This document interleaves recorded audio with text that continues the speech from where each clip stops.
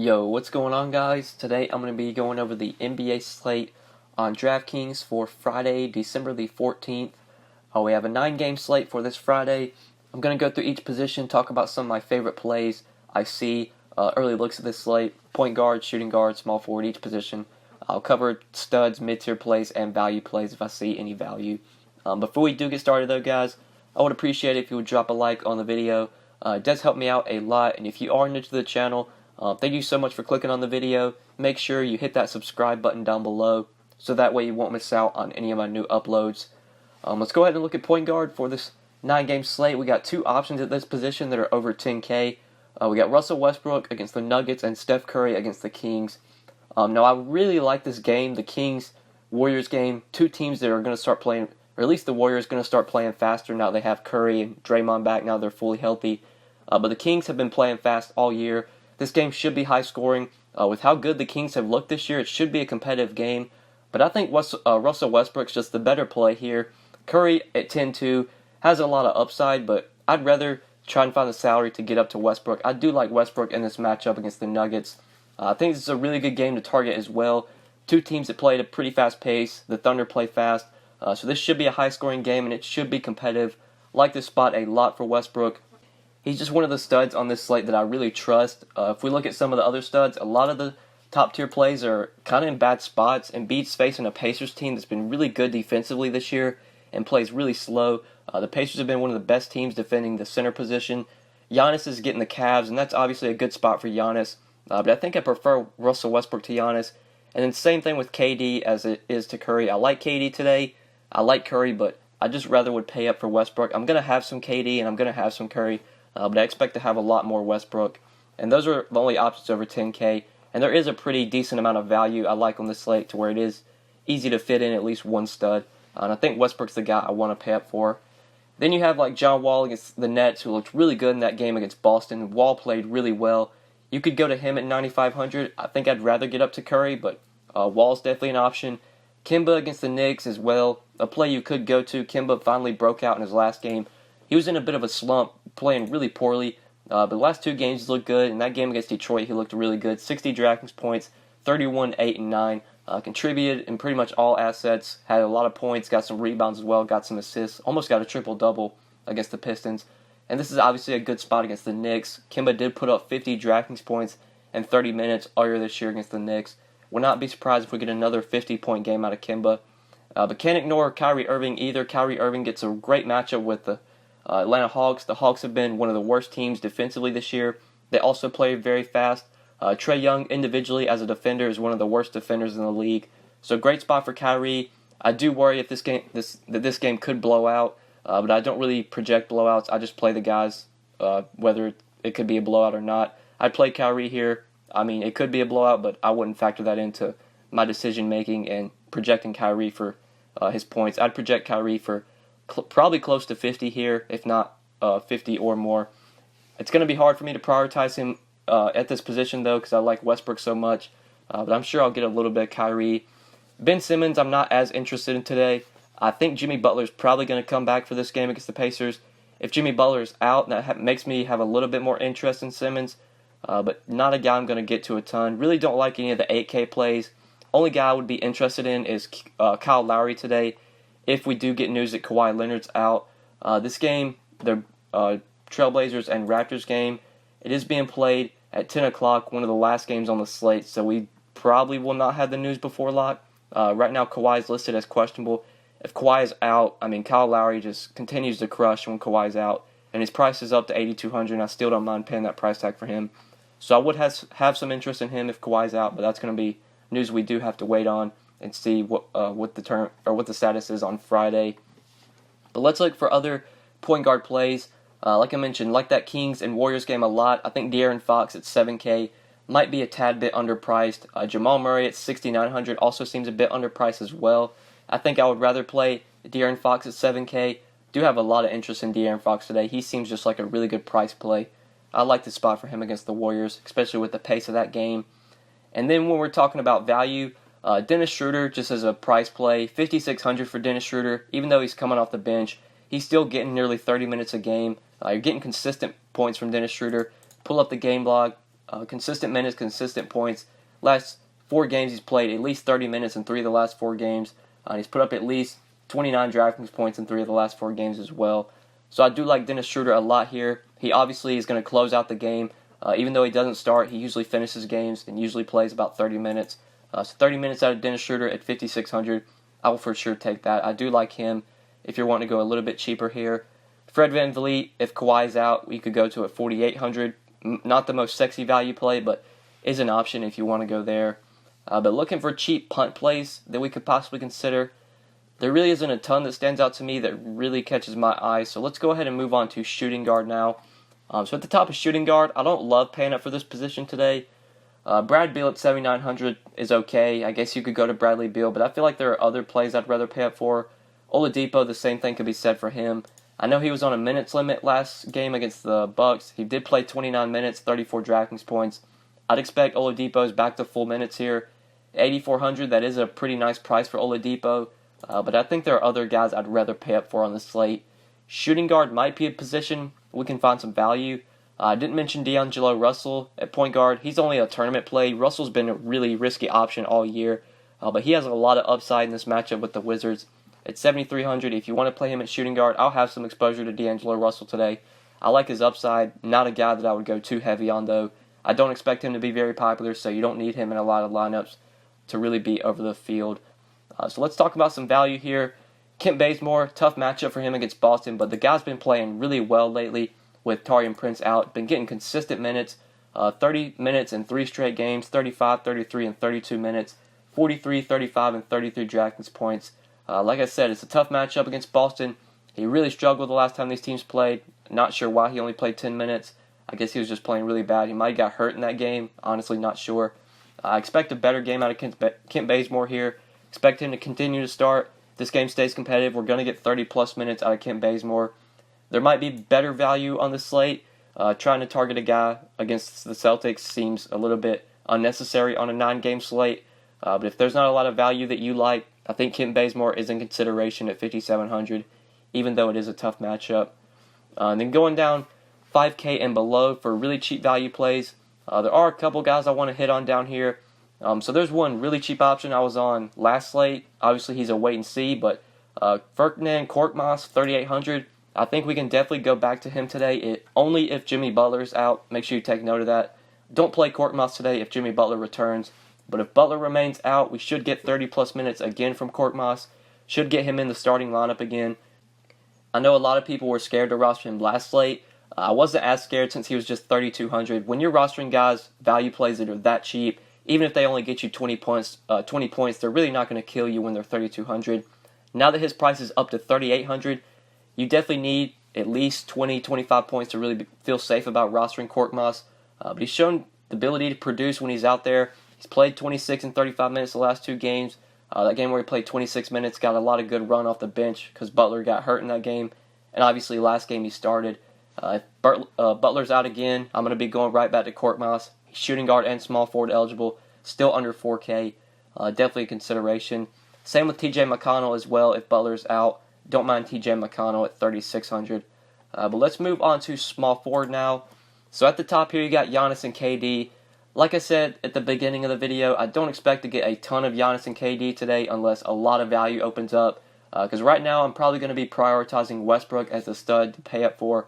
I think if I had to rank these two guys, I would put Giannis above KD. Just love the floor that Giannis gives you on a nightly basis.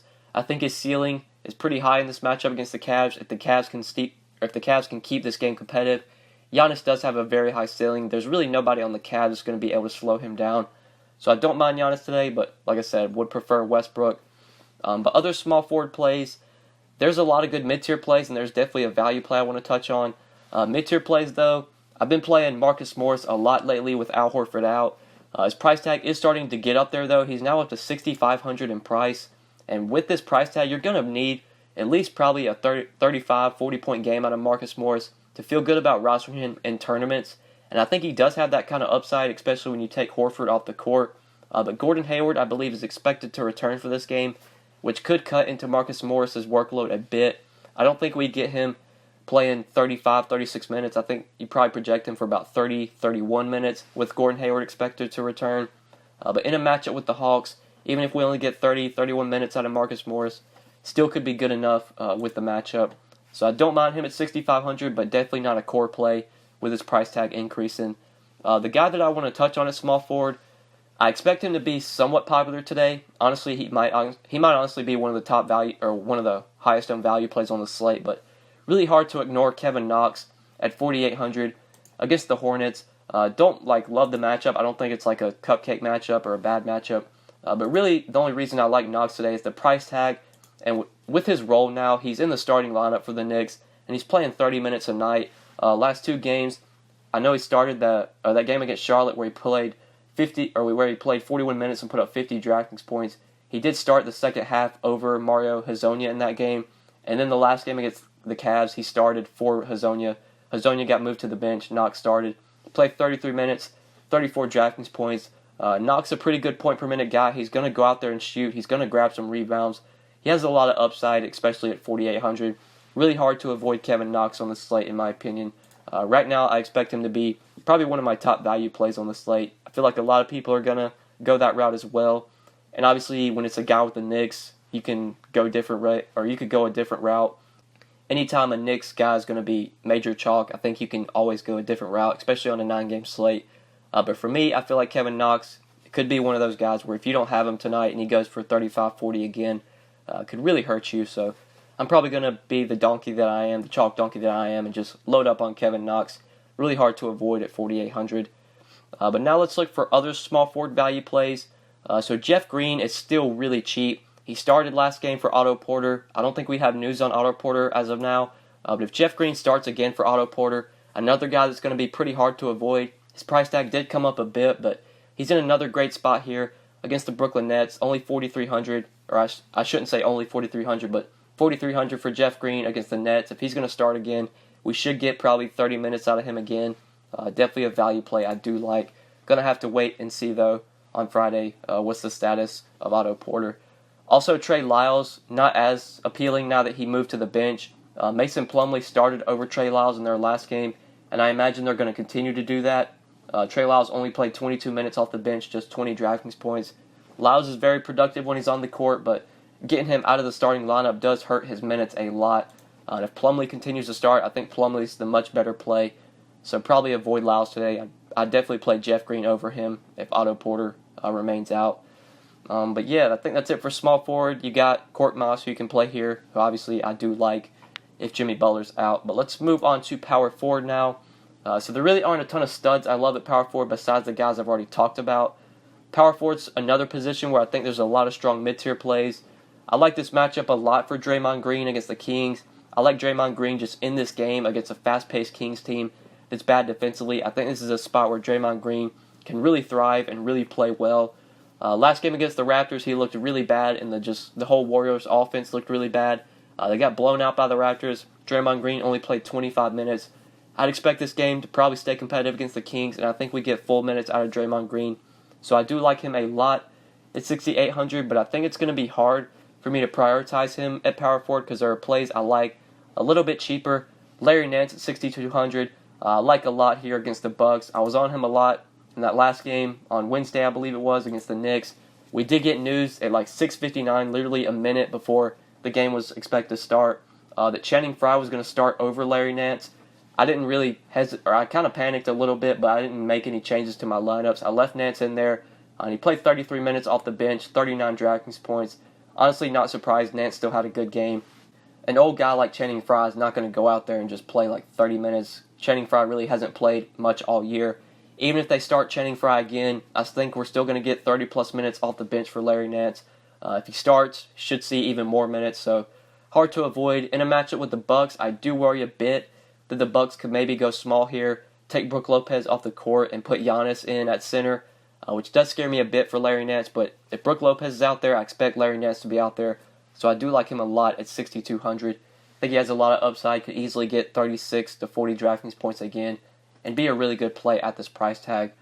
So I do like Larry Nance at power forward. I think I'd rather play him over Draymond, but I do like Draymond as well for a little bit more. And then going a little bit cheaper, I think there are also cheaper plays that are in consideration.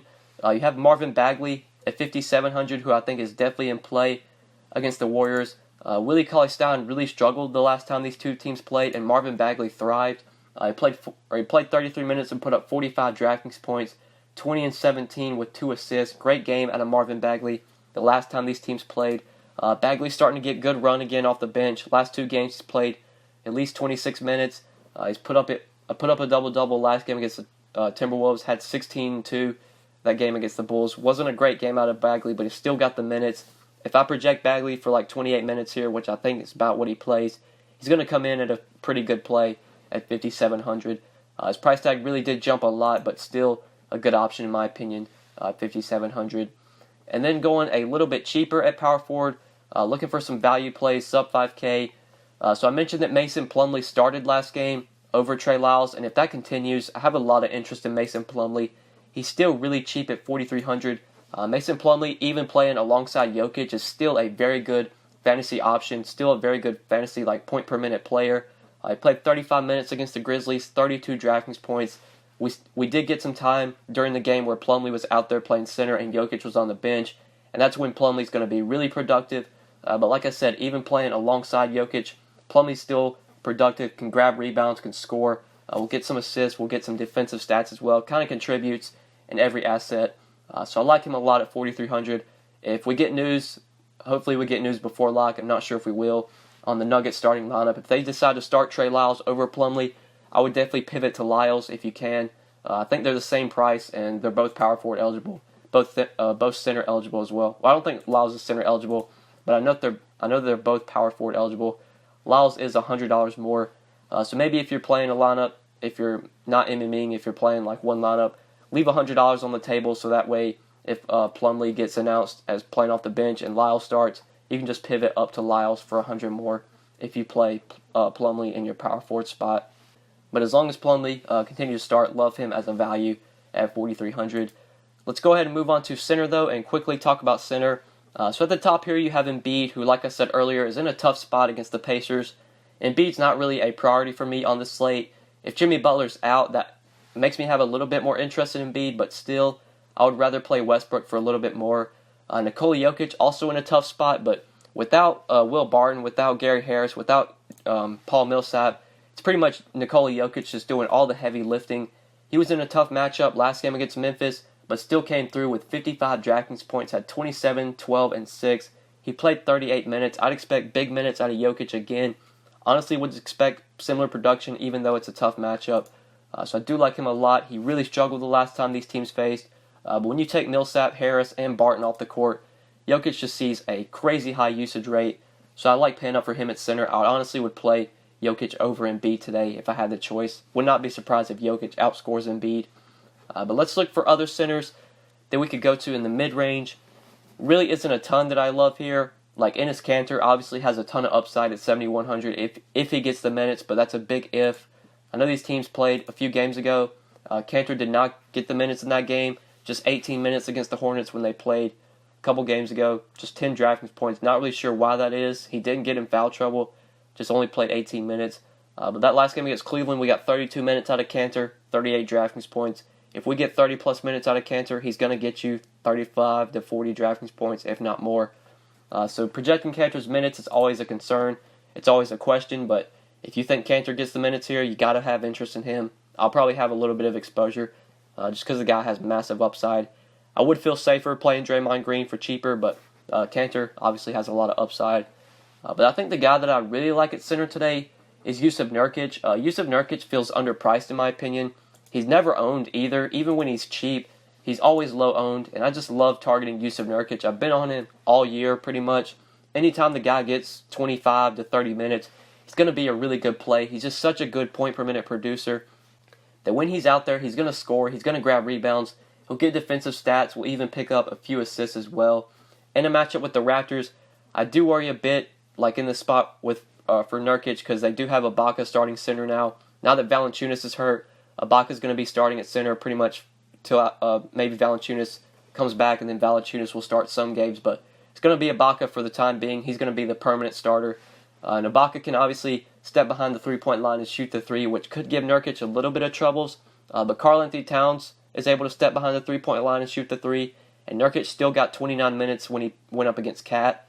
He got 32 minutes against Clint Capella, 30 minutes against Marc Gasol. Honestly, if Nurkic is playing well, they're going to give him some minutes, so I do like him a lot at 6,700. With the price tag decrease, that makes him a lot more appealing on the slate, in my opinion. And he is probably one of my favorite center plays when you just factor in price and projection. But let's talk about maybe some value plays. If you want to go cheap here, you have Marvin Bagley, who I like for cheap. Jarrett Allen, like this matchup a lot for him against the Wizards. Bad rebounding team without Dwight Howard. This is a team you can really just dominate on the glass against. So I could see a big game out of Jarrett Allen today. I don't think he's a priority for me, but he's going to be a guy I have a little bit of exposure to. Markieff Morris, 5,100, feels underpriced. Don't mind him against the Nets. But I think that's it for center value plays. Really not a ton that I love, talking cheap. Al Horford's out, so Aaron Baynes will continue to start. He started last game, but he did play limited minutes. He only played 16 minutes, 11 DraftKings points. If we do get news that Baynes is not going to have a restriction, I'd project him for probably about 23 to 24 minutes if there's no minutes restriction. And against the Hawks, could be a really good play. He's only center eligible though, which is not very appealing. I wish he was power forward eligible. But you could still go to him at center for a value play, really only if the minutes restrictions lifted. But yeah, guys, I think that's it for center, and I think that's it for the video. So hopefully you guys did enjoy this video, and hopefully it did help you. If you enjoyed, make sure you click that like button down below. I would appreciate it. Make sure you subscribe if you have not already. And if you do have any questions, feel free to leave them down in the comment section below. Or you can hit me up on Twitter at the DFS_GOAT. But yeah, guys, good luck tonight on Friday's 9-game slate. We'll see you in the next video. Peace.